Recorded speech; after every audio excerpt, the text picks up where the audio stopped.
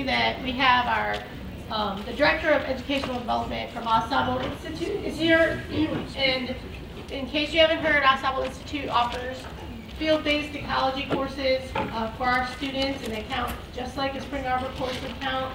And he's going to be in the dining commons today from 11 to 1 to talk about AuSable and talk about your interest in ecology, environmental sciences, and just kind of help maybe talk about some of the courses you can take and how to sign up for courses. What's his name? Are you going to introduce him? I am. Oh, thank you. Dr. Brian Keith. And so we'll be in the dining commons. That's close enough. Let's, everybody's kind of quiet, so why not start? Okay. So this morning we have the privilege of listening to 4 different students talk about their, I think we can lump them together as REUs. Is that right for everybody? Okay, we'll just do research then. REUs is research experience for undergraduates. So that's one kind of experience that some of the students have done, and then other students have done other experiences. But I think research is the thing. Maybe not even summer research. Maybe we can say summer research. So that's the main theme that goes through these presentations. And we want you all to see that someday you can be awesome like these 4 students if you work really, really hard, because they've all worked really, really hard. So without further ado, let's start out with Josie, and they'll just go through and they'll do the mic change. So yes, hi, I'm Josie Niebuhr. I'm a senior at Spring Arbor University and am a biology graduate school Bachelor of Science major. And today I'm here to explain the importance of summer research programs for undergraduates. And there are 4 students today. They're all going to be talking about their summer research experience. However, my presentation is going to look a little bit different than theirs, because while they are going to expound on, in detail, the research that they conducted this summer, I'm going to focus more on why you as students majoring in the natural sciences should apply to these programs. Yay! Okay, so these are the different types of programs that you can attend and participate in. Like Dr. Baldwin said, there's REUs, there's also SURF programs, which is what I did this summer, and we had SURF programs as well. And the primary difference between these is basically just how they are funded. So REUs are funded by the Natural Science Foundation, SURF programs are funded by the National Institute of Health, but they are all very similar in their experiences. So it really doesn't matter which type of program you apply to, you're still going to get a great experience doing it. So, now I'm going to try to convince you of why you should apply. First of all, any undergraduates can apply, and there are some requirements. Usually it's like you have to have a minimum of 2.5 or 3.0 GPA. But for the most part, they usually don't require research prior to participating in the program. And actually, some programs are really looking for students who have had little research experience and come from small institutions like we do, because they really genuinely want to help students with limited resources. And not that Spring Arbor doesn't have opportunities, as Rachel will show you, but these programs offer a lot more in terms of technology, and it really gives you a glimpse of what the modern science world really looks like. So, you also learn quite a bit. My summer was jam-packed of useful information that can be applied to classes and to my future career. And while you're also learning about all these awesome lab techniques, and you're learning about all the different career options that are available to you, you are also getting paid to do it. Yay! It's a real motivator for people. And I say for the most part, because there are some programs that don't end up paying, but most of them usually have a stipend check about $3,500 to $5,500 for the summer. And that is for the duration that you're there. Usually you're there from 6 to 7 weeks to 10 weeks, so that's why it varies. And usually these programs also offer travel expenses to get there, along with housing and food. And so both actually MSU and U of M offer these amenities. So. Another very important reason why you should do a summer research program is because of this idea of networking. There's a saying, it's not what you know, it's who you know.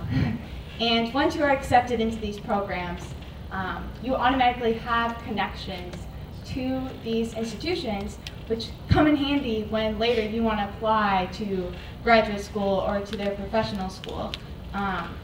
They actually are, the reason that they have these programs in place is so that they can recruit you to come to their institution once you're done with your undergraduate. So making these connections can really help you in the long run. And another thing is you also get to travel across the country and go to some really interesting places. So for me, I was in Arkansas for the summer. We have Logan, who was in New York, Andrea, who was in North Carolina, and then Rachel, who worked here for the summer, but she went to Hawaii for a conference. Aww. So you really get to travel to some cool places. And I'm going to show you.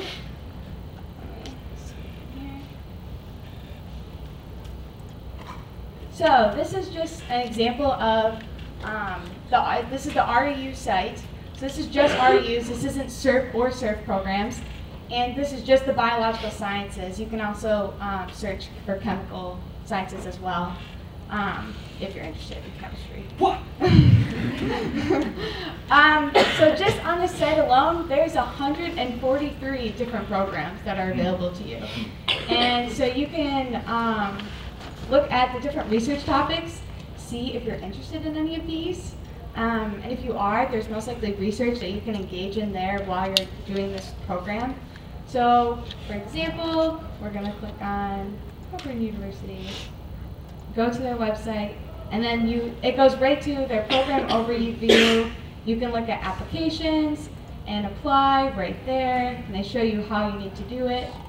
So you can apply to as many programs as you'd like, and I definitely encourage that you guys apply to as many as possible, just because these programs are actually very, very competitive.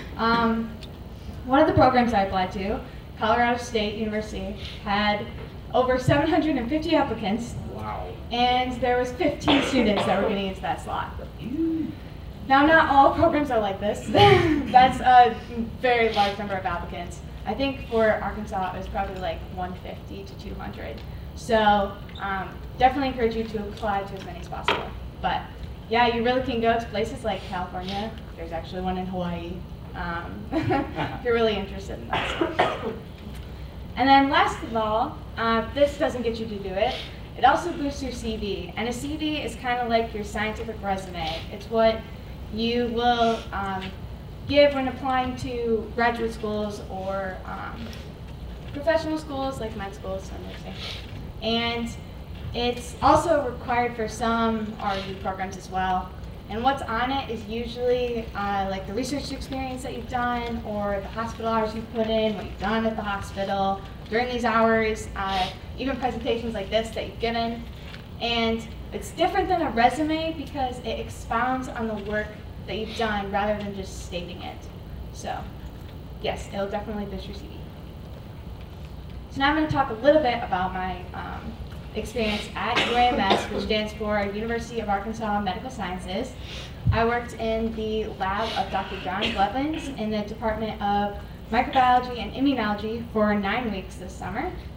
And this lab studies Borrelia terracota, which is a vector-borne pathogenic spirochete that causes relapsing fever in mammals. It is a gram-negative bacterium that is found in the southwestern part of the United States, and is known for causing relapsing fever, like I said, which is a very unfortunate disease you do not want to get. While you will not die from this disease, it will cause you to be in the hospital for a good couple of weeks as you go back and forth from being in a very high fever for 3 days and then being afebrile for 7.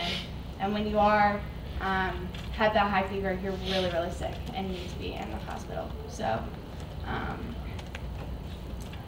the reason that they study related terracotta is because they are interested in temperature-dependent genes. Here's a picture of a peripheral blood smear, and the spirochetes are the little squigglies. And they actually move really rapidly and look super cool under a microscope.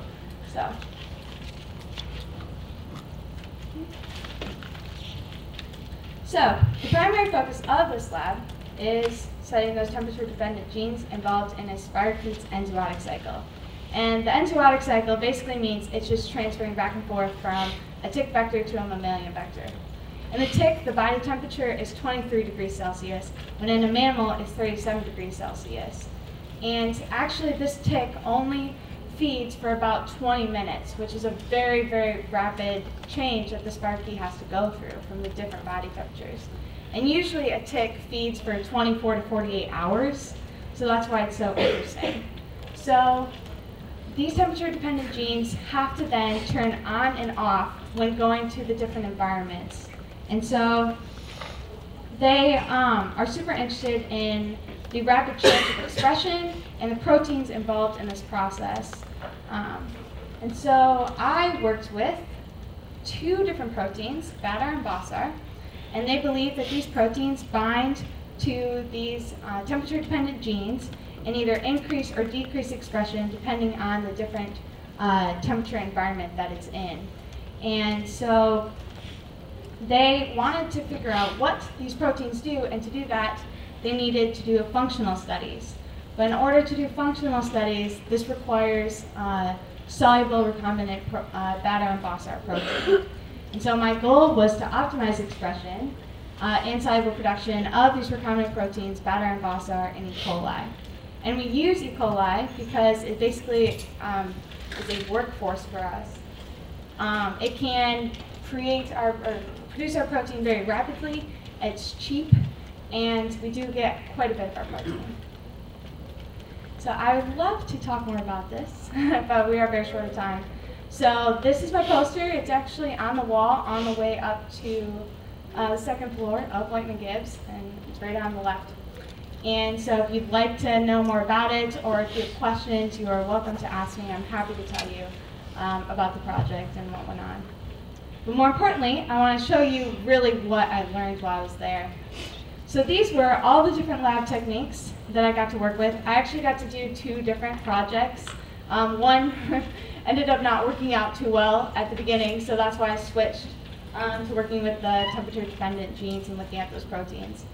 But this is just to show in one summer all the different lab techniques that I learned and that you could learn as well.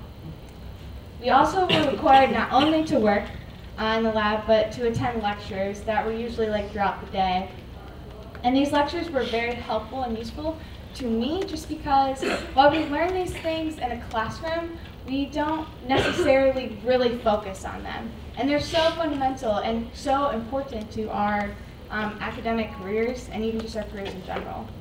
So we had lectures on scientific writing and giving oral presentations. We had a lecture on how to create a CD, like I talked about. We also had a leadership seminar. We had lectures on lab notebook and data management, which is super, super important. We even looked at some ethic case studies and had some graduate students present their thesis defense presentations to us. And then we also had some panel discussions, which is when students from the different programs, whether that be graduate school or the School of Public Health, would come and talk to us about their program and their experiences, and we got to ask questions. They gave us some really good advice. Also, UAMS had representatives from each of their programs there to talk to us about career options. We had a GRE workshop, which is like, basically if you're going to grad school, it's the ACT that you have to take to get in. We did get to do some surgery observations, which was really cool. And we did a tour of their clinical skills center where we worked with the mannequins that they use, that the medical students use, that was very, very lifelike. And then we did some fun things like field trips to Clinton Library and bowling nights, movie nights, just to kind of get to know the people in our program. So it wasn't like we were in the lab the whole time or in the classroom. And what was required of us, depending on the program, most programs require you to work 40 hours a week. Our program actually did 35 hours a week. And so this can vary depending on the program. We also had midpoint presentations where it was just basically to help us understand the research that we're doing before trying to make our posters and our final presentations. And this was just with our program of 10 students and our mentors. And then our poster presentation was at the Summer Undergraduate Research Conference, which was held at UAMS. And so there was students from programs all over Arkansas that came, and I think we had like over 100 posters there. So that was really exciting to get to see all the other research that's going on and meeting some new people that were all over the country. And then we had a final presentation with our CERT program and a final paper that was then due at the end. And so now I'm going to show you a couple pictures. This is my program, and this is actually at the top of a helicopter pad. So we got to do that on the day that we went to observe some surgeries. This is a picture of my friends. We vlogged going to Mount Pinnacle, which was about 20 minutes from campus, and we hiked there all the time on the weekends. And then this is the main man who I basically got all my instructions from. He's a master's thesis student. His name's Tyler, and he's actually planning on applying to medical school, actually in the process right now. So just because you want to go into pre-med doesn't mean you need to go right away. Just pointing that out. And then this is a picture of my boyfriend and I. We wanted to be in the presentation. I guess to show you these pictures, the reason is that we weren't just always in the lab. Like on the weekends, we got to have some fun and go explore Arkansas in a way. So I'd like to thank the Blevins Lab for hosting me this summer, Dr. John Blevins and the PhD student Clay and the master's thesis student Tyler, who worked in the lab. And also for Liz Brugerman. She graduated a year ago, and she actually worked in the same lab that I did and was in the same program a year before and kind of set the stage for me. And then I'd also like to thank UAMS CERP for accepting me into their program. My directors were really, really great people, super helpful for me. And I made some really good friends that I still talk to over the summer. And then for my mentor here at Spring Arbor University, who's Associate Professor of Biology, Dr. Aaron Wyman, I would definitely not be here standing in front of you today if it wasn't for him. And he's the one who really believed in me and got me into this program and developed my research skills as well. And then I also want to thank NIH for funding the research that I did this summer. Thank you.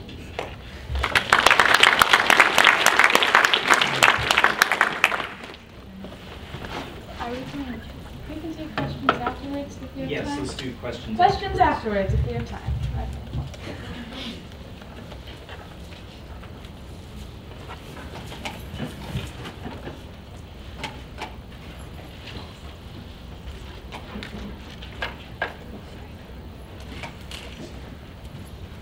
Good morning. So my name is Rachel Forrest. I am a biochemistry BS major here at Spring Arbor, and I am in the junior class, currently slotted to graduate in May of 2019, on time.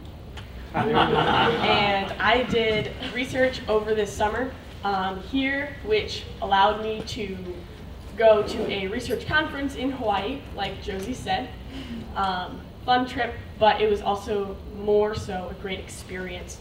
And so some of the research that I did, I will talk about today, is involving peroxisomes and catalase, but that's not all the research I did. I also did protein work and a lot of other work with genes, and so if you want some more of the nitty-gritty science details, feel free to ask me about that. But some of the simpler and more completed things that I did involve peroxisomes and catalase. So just an introduction, as you can see, peroxisomes are organelles found within a eukaryotic cell's cytoplasm. They store and use catalase, which is an enzyme to break down oxygen radicals within the cell, and this helps keep the cell healthy and living. So mutations affecting the peroxisome will theoretically negatively affect the ability of the cell to continue living. If it has a buildup of free oxygen radicals, it will not function properly. So that's why peroxisomes store catalase so fervently. They actually store it in such great concentrations that it's crystallized within peroxisomes because it doesn't want to run out. So Josie, Dr. Wyman and I actually developed a method of studying this catalase efficacy within peroxisomal mutants. So a peroxisomal mutant, theorized or confirmed, would be a mutation within, we use Arabidopsis thaliana, which some of you are familiar with. So the mutation that affects a peroxisome would be a peroxisomally localized mutation. And some of these mutations include things that knock out genes that would play a role in forming or play a role in the function of peroxisomes. And so to knock out a gene is essentially to insert kind of jargon into the gene sequence so that when it is read, the cell doesn't really know what that encodes for, so it doesn't properly form the peroxisome, it doesn't properly form the catalase, whatever it is you're mutating, it doesn't have the proper instructions anymore because you messed with it. So that's what a knockout would be. So what we did is we tested wild type as well as confirmed and theorized peroxisomal mutants within Arabidopsis. And so we tested leaf tissue, we macerated it, and used a UV-Vis spectrophotometer to measure the change in absorbance values as the leaf tissue broke down hydrogen peroxide, which is a hydrogen peroxide that you use, like you have a cut, you pour it on your skin, is 3%. Lab grade is 30%. So it's a lot easier to see a change in the absorbance values at a higher concentration. And hydrogen peroxide readily makes oxygen radicals. So it's a good tool to use, testing if catalase can break down these oxygen radicals. So the more the absorbance values decrease, the more the radicals are neutralized, and we also use controls. So this is my data that Josie and I worked on throughout the whole school year last year. We developed this method, figured out how many trials we needed to run, how many milligrams of tissue we needed to do. We really developed this, and it actually lines up well with literature that has been published and you can find with a quick, easy online search. But this is also undergraduate friendly, which is not something a lot of other people are doing. This actually is really a novel thing that we are using it for undergraduate labs. We're using it for undergraduate lab experiences and research. A lot of people in this room know some about this because we actually use it in genetics, and we also use it in molecular genetics. So actually the research that Josie and I, that I really took a head on, that we have done, I made an impact at Spring Arbor University because we made a difference in the lab work. So I was able to kind of pioneer this and say, you know, this is what it should look like. So this is your wild type. It serves as a good standard against which to measure mutant activity. Similarly, this is your purified catalase activity, and that is basically just catalase degrading, purified catalase degrading hydrogen peroxide. And so this whole spectrum falls within this range. So it's shown to be biologically relevant and it lines up with literature. But the most important thing is that right here, these are the mutants that we are testing, some of which are peroxisomally confirmed and some of which are theorized. So firstly, on the front is right there is the wild type, it's the positive control, and then here's your negative control. Those are mutants that knock out the catalase gene. So catalase can't be formed or cannot be formed as well. So this NCA1, no catalase activity, is actually, it knocks out the most important catalase gene, and CAT2 is a less important. So these are the peroxisomally localized genes. They are confirmed, so they encode for different things. PEX6, for example, it encodes for peroxins, which are important in structural synthesis of peroxisomes. They're a part of the membrane, and there's different transport proteins and everything that I won't get into, but these are confirmed. And then these other not circled mutants are theorized, and actually it shows that these theorized mutants likely are peroxisomally localized because they are acting on the same level as the other mutations. And all these mutations are different, but they all have significant impact on the ability of peroxisomes to use the catalase. So if you beat on a box, the chance that you're going to damage something inside or damage your ability to get something inside is high. And so that's what's happening here. You can't get to and use the catalase because you've damaged the vessel by which it is delivered. This is just so that I remembered to mention that purified catalase activity, and then also the error bars on this data are really impressive. I'm going to boast on this because it's really consistent data and it's really clean, and that shows that it's a good test. And it shows I did this research. I did these tests, and it shows that undergraduates who are learning how to do this, because I learned this process as I was doing it. Undergraduates who are learning how to do this can get really clean, good, consistent data with this crude analysis. This is my poster from which that was taken. My poster is next to Josie's in the hallway, just as you start to go up the stairs. So if you would like to talk to me more about this, if you don't want to read the whole thing, you just kind of want a quick synopsis, I would love to talk to you about it. I enjoy going through this. But I wanted to quick talk about my meeting that I went to. It was the American Society of Plant Biologists International Meeting. It was held in Honolulu, Hawaii, and it was a ton of fun. It was a very diverse meeting of scientists. There were over 1,500 attendees from 48 states in the US and 47 countries. There were almost 1,000 posters, one of which was mine, presented by many people. There were numerous workshops and presentations and symposia that were very informative, and some of which went over my head, but ultimately showed me just how specific and just how amazing the field of science that we were going into is and can be. It was a phenomenal networking opportunity, and it was a great experience. I really was able to meet people across the country, talk to PhD students about what they're doing, about some of the experiences that they're struggling with their research, and really just get a feel for the field. And some pictures, fun at and away from ASPB. So this is me next to my poster. We're in the education section. That's why we have a cute little flower, because I was an undergraduate. And then picture of me in front of the hall in which all the posters were held. And the center picture actually is a picture of the conference center we were in, from within that conference center. This is our fun field trip from when I was not at the conference. We had fun walking to the mall and getting food, but also this was Diamond Head, a view from the top.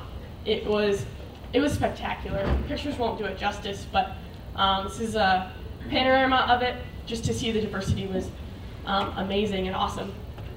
And ultimately, I want to thank Dr. Aaron Wyman, firstly for taking interest in me doing research, saying, hey, I've got these projects, and one of them might actually take you to Hawaii.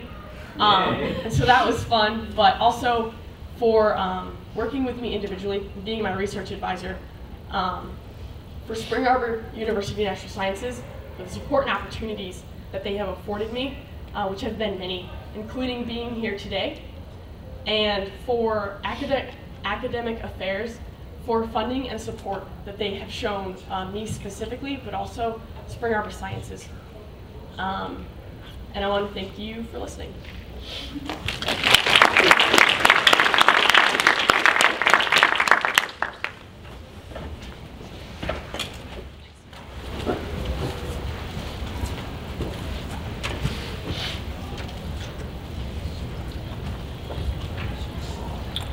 Okay, my name is Andrea, and I also did an REU this summer, and my project focused on developing fluorescent silicon compounds. A little bit of background first. This summer I was accepted into 4 different REU programs, but ultimately I decided to go to the University of North Carolina, Charlotte, and there were only 10 of us that were accepted into this program, and then we were from all over the country, and we split up into different labs. I worked in, specifically with the chemistry REU, but there are also other REUs that are available. A couple to name a few are biology, and even computer science has REUs. So labs at the University of North Carolina, Charlotte kind of varied. Some of them just had a handful of people, and some of them had 20-something people in their labs. I specifically worked in one of the smallest labs there. There were only 5 of us, including my PI. And like Josie said, the schedule was like a normal work week. We worked 40 hours, typical days. For us specifically, we met with all of the REU students on Mondays, and then on Wednesday afternoons we had those seminars that Josie talked about that were very similar. Talks from different people on grad school and scientific ethics and how to do presentations, different things. One of the cool things that we did at UNC Charlotte as the REU program, we volunteered one of our Saturdays, and we went to the Discovery Place, which is a kids' science museum in downtown Charlotte. So we split into different groups. That's what this picture is from. Well, it's hard to kind of see on the screen, but I worked in the fluorescence section, and we taught kids about UV light and fluorescence, and it was just a way to interact with the community and share our love for science with kids, and hopefully get them to see that there's all kinds of cool things that you could do. Another thing that I had in my REU experience that I wasn't necessarily expecting was I had a leadership role that I didn't know I would have. It was only my 2nd week there, and my PI came up to me and introduced me to this high school student named Liliana, and little did I know, I became the boss. She came when I told her to, she left when I told her to. The first couple weeks she just watched me and asked me questions, which sometimes was a little intimidating because it was only my 2nd week there and I didn't know what I was doing yet. But then she kind of started helping me with different things, and ultimately in the end she kind of took a little section of my project and kind of made it her own and focused on that. At the end of the summer, my summer was a 10-week program, and the 9th week we had a poster session with every student in UNC Charlotte's campus that did any kind of research. So we had a poster session of about 120 students, and they broke those down into 3 different categories, and we were actually formally judged on our posters during this presentation. And then the REU program ran a week longer than most of the other programs at UNC. So the last week,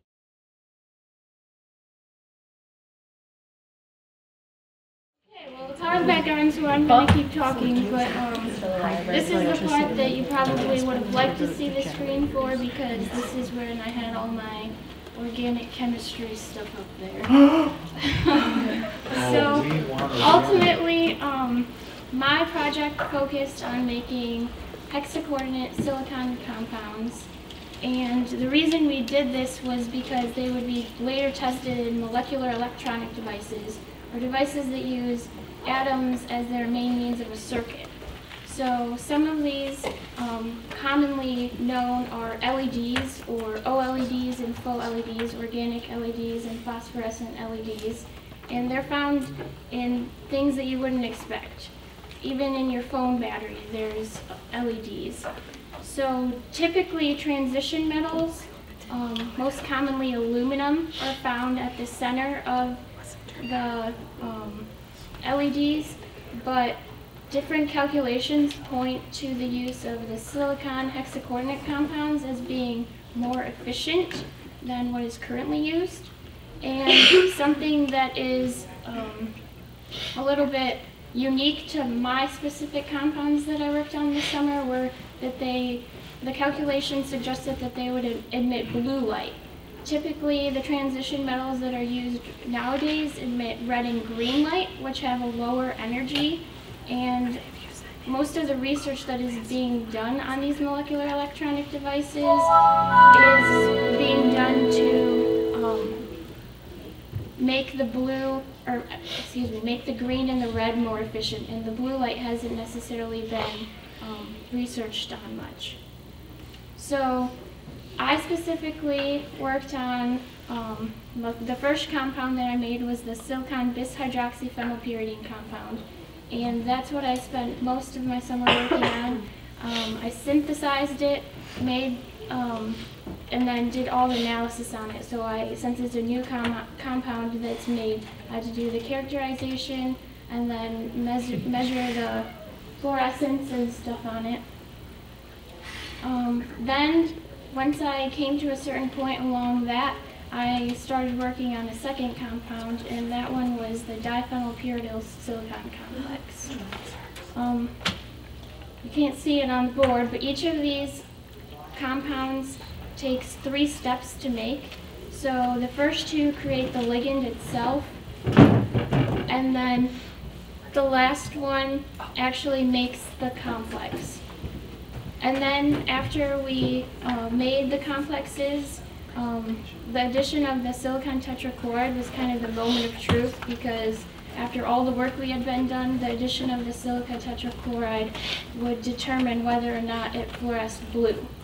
So once we did the last step for the complex, the compounds actually did fluoresce blue, which was good. And if you could see it on the board, we had that both qualitatively and quantitatively. So overall, one of the things that was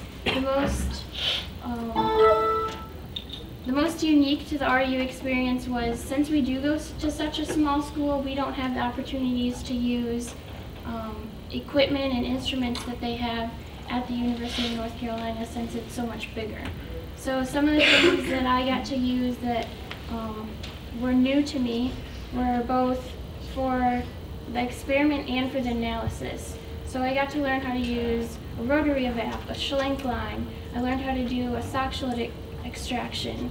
And then to test my data, I got to use NMR to test for the presence of silicon, proton, and carbon in my complex.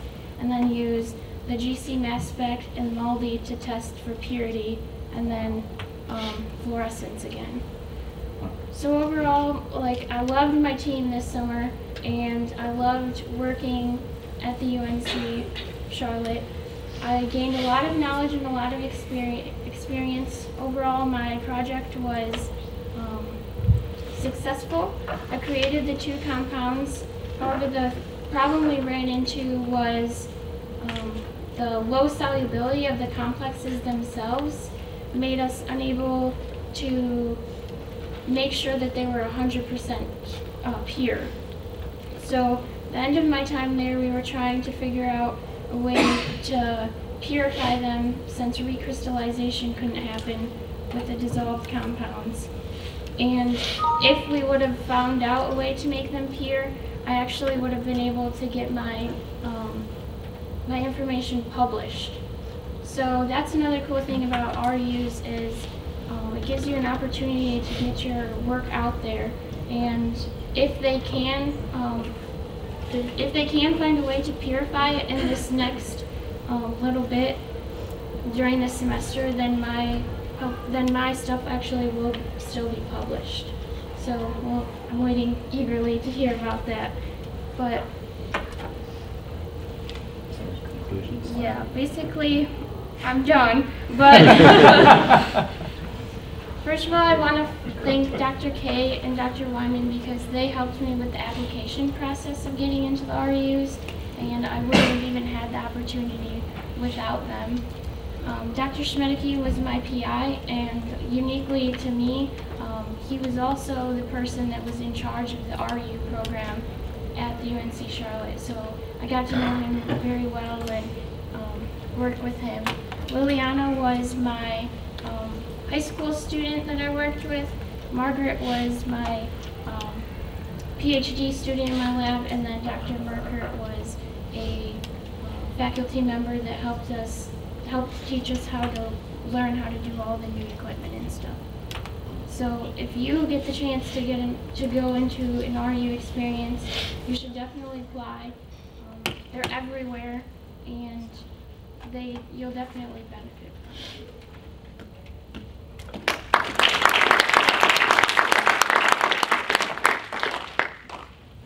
All right, thank you, Andrea, for putting up with all that difficulty. Excellent job. Good job. And we'll be ending up with friend Logan here. Just please be patient with us as things queue up. The presenters have done an excellent job of anticipating every problem that could come up. And then we lost power, so that's definitely not their problem or responsibility, but they're doing a great job.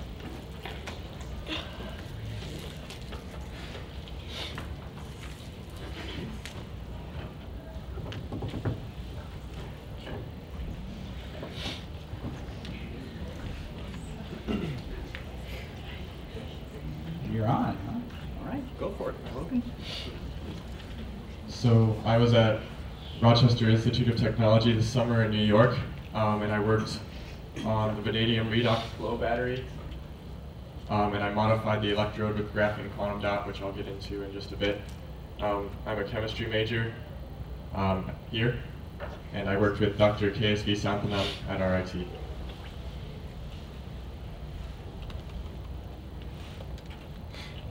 So first to clarify, these are not the batteries that you find in your laptop or cell phone. These are the batteries I was researching were large-scale batteries meant for storage on the grid. So this is critical for the success of renewable energy sources due to the intermittency of their energy. The sun is only up so much, and the wind can only blow so often. But it's also very important for even power plants, for reasons I can't get into right now. But the vanadium battery has shown a lot of promise in the past due to its long lifetime, meaning it has a lot of charge-discharge cycles. And in this case, the ones that are already implemented can last up to 20 years, which makes some of their higher costs more worthwhile. So vanadium is the 23rd element on the periodic table. Pretty much its only uses in industry are to strengthen steel and for batteries. First, the three main components of a battery are the electrolyte fluids, the electrodes, and the membrane. So in this case, the electrolytes are vanadium, and I was doing research on the electrodes. But the vanadium electrolyte requires very acidic conditions, which requires the use of graphite electrodes. So this leads to poor charge transfer characteristics, electrode degradation, and deteriorating performance over discharge cycles. So I applied graphene quantum dot in a variety of ways to see what would work the best before moving on to research more. So the graphite is kind of a control group. GQD aqueous is putting the graphene quantum dot into the electrolyte. That had a little bit of an effect. Coated means putting GQD on the electrode and just letting it evaporate, the liquid evaporate. And then annealing is coating it and then heating it at 60 degrees Celsius for 2 hours. So as you can see here, annealing it had a significant improvement over everything else. And this is actually best in class type of work.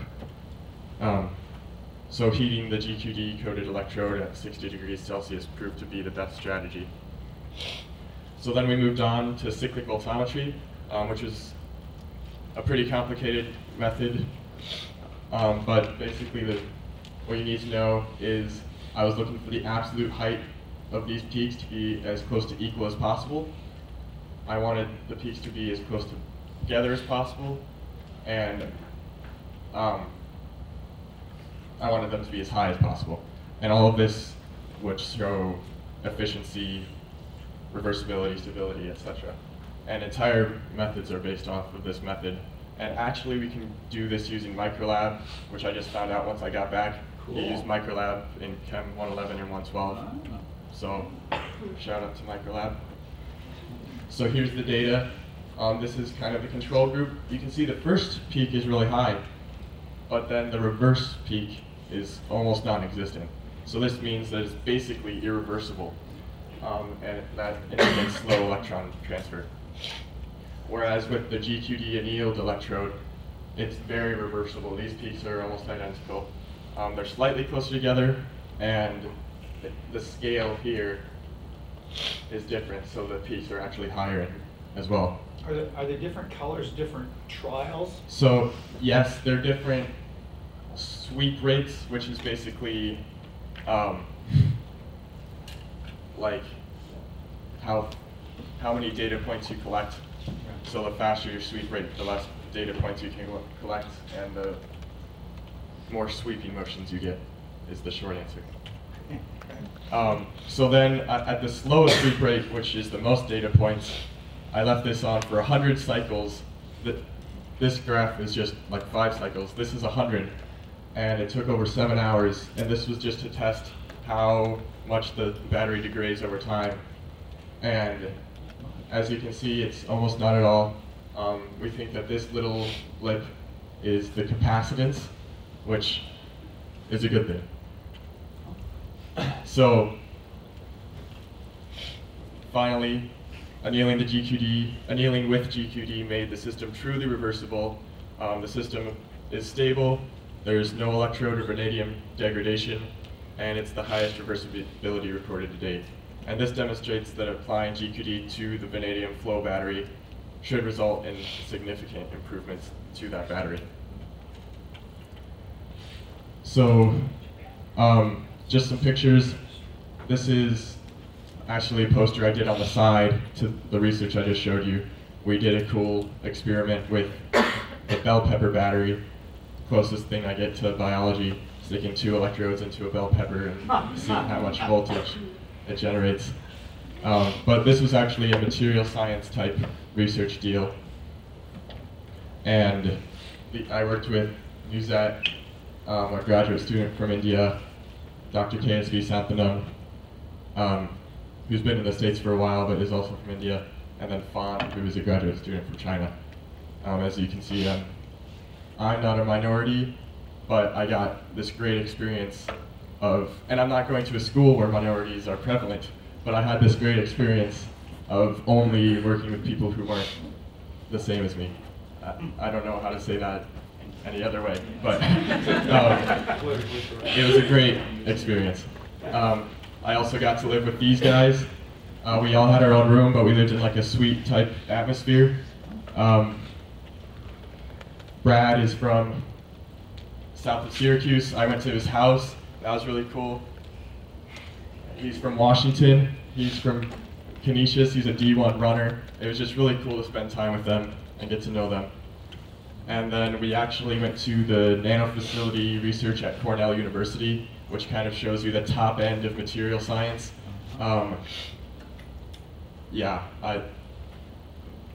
So I just want to acknowledge Rochester Institute of Technology, Dr. Sampinam, Dr. Baldwin and Dr. Chambers for writing me lots of recommendation letters. And Spring Arbor University for all the support and help I've gotten.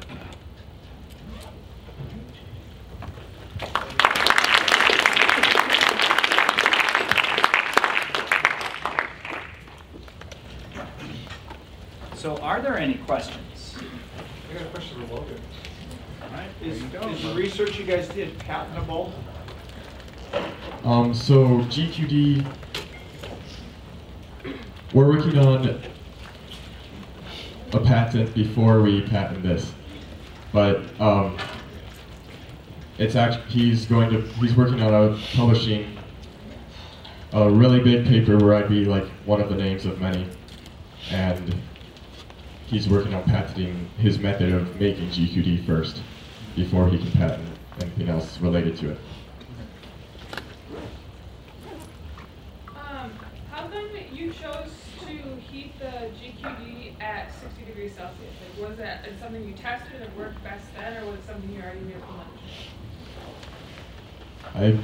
They've done other experiments. I didn't do any other experiments for that. I was just told this is what kind of works. Other people did it with like cobalt yeah. That's probably previous art, my guess.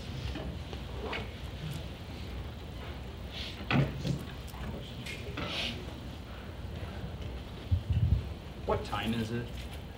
2 minutes to 11. Okay. We have a few minutes. Yeah, anything about the other presentations that you'd like to know? I just want to also say, even if you're a freshman this year, you can still get into RU programs. You don't have to wait.